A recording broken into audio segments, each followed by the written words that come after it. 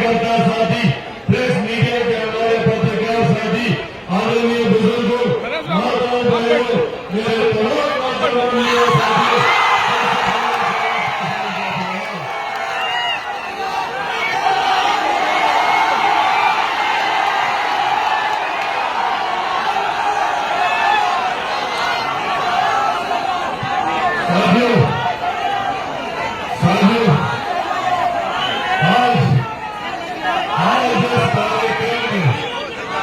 एक खास उद्देश्य से हम सब लोग एकत्रित हुए हैं और वो उद्देश्य है बिहार का विकास, बिहार को विकसित राज्य बनाने का शंखनाद हम लोग को इस मंच से करना है। साथियों, एक कर हम लोगों ने ना जाने कितने ऐसे साल जुड़ाए, कितने ऐसे वर्ष हम लोगों ने बिता दिए इस उम्मीद में कि कब हमारा प्रदेश विकसित राज्य बनेगा। आज ये हम लोगों को समझने की जरूरत है कि जब भारत एक साथ आजाद हुआ, भारत के तमाम प्रदेश एक साथ आजाद हुए, तो भैया क्या कारण है कि आजादी के 75 साल के बाद आज भी हमारा प्रदेश दूसरा प्रदेश कहलाता है।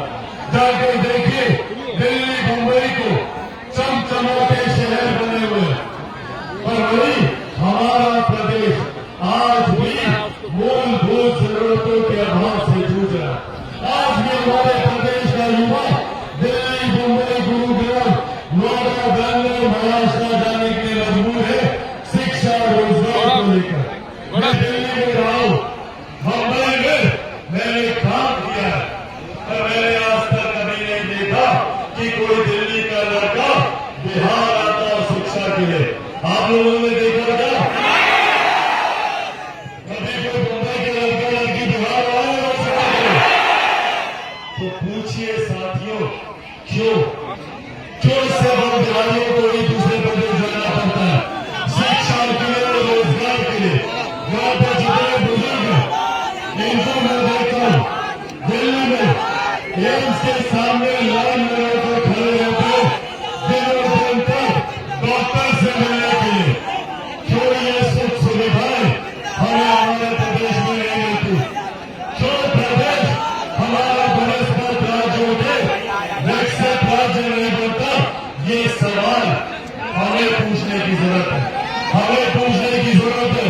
जितने सत्ताधारी दल आज बिहार में सरकार में बैठे, तो आज सरकार का हिस्सा बनकर हम लोगों से बिहार के विकास की बात करते हैं।